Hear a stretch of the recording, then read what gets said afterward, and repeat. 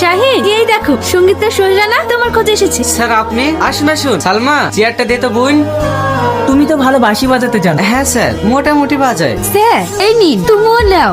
Sir এ শ্রাবণী, সুন্দর গানের গলা, আপনি যদি একটু শুনতেন। হ্যাঁ হ্যাঁ ঠিক আছে, গাও। প্রেমের সমাধি ভেঙে মনে শিকল ছেড়ে পাখি যায় উড়ে যায়।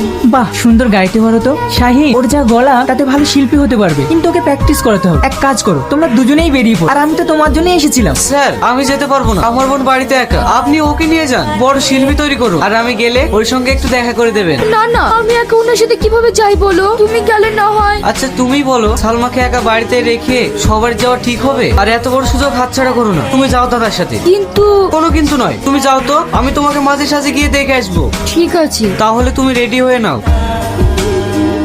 সোহেলদা, আপনি অসময় পেপার পড়ছে, তাড়াতাড়ি করো, যেতে হবে না? শ্রাবণী, তোমাকে তো ব্যাপারটা বলাই হয়নি, আজকের প্রোগ্রামটা হবে না। প্রোগ্রাম হবে না মানে? ওইদিকে চরম বৃষ্টি, পানিতে প্যান্ডেল থই থই করছে, তাই কিছুক্ষণ আগে ক্লাব কর্তৃপক্ষ ফোন করেছিল, ডেটটা মনে হয় পিছিয়ে যাবে। তাহলে ভালোই হলো, উপরে গেলাম, একটু ঘুমাবো। কেন, আমার কাছে একটু বসা যায় না? কাল সারা রাত প্রোগ্রাম করেছি তো, তাই চোখটা একটু ঢোল ঢোল করছি। আমিও তো ঘুমাইনি, কই আমার তো ঘুম আসছে না, এই চোখে শুধু তোমাকেই দেখি। ঠিক আছে, ঘুমাবো না। এবার খুশি তো?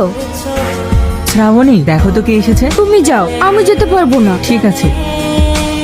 স্যার শ্রাবণী কেমন আছে? ও ভালো আছে, কিন্তু তুমি এমন দিনে এলে, ও বাড়িতে নেই, মায়াপুরে একটা প্রোগ্রাম আছে, ওখানেই গেছে। আমিও এক্ষুনি বেরাবো, এক কাজ কর, তুমি অন্যদিন এসো। আমি যেই দিনে আসি সেই দিনই শ্রাবণীকে দেখতে পাই না, ও এত ব্যস্ত। শ্রাবণী খুব ভালো শিল্পী হয়ে গেছে, তাই না স্যার? হ্যাঁ হ্যাঁ, অত বকার সময় নেই, তুমি যাও তো, পরে এসো। ঠিক আছে স্যার। কে এসেছিল? এক ক্লাব কর্তৃপক্ষ এসেছিল প্রোগ্রামের জন্য, আমি না করে দিয়েছি। এত পর পর প্রোগ্রাম দরকার নেই, তুমি বিশ্রাম করো তো। কোথায় যাচ্ছো? বসো একটু। এই ছবিটাকে তুমি চিনতে পারছো? হ্যাঁ চিনতে পারছি, আপনার কাছে জাদু আছে। গ্রামের একটা মেয়েকে আপনি শহরে ম্যাডাম বানিয়ে ফেললেন। হ্যাঁ, এবার বউ বানাতে পারলেই হয়। কি বললে? কেন, তুমি চাও না? কেন চাইবো না, অবশ্যই চাইবো। তাহলে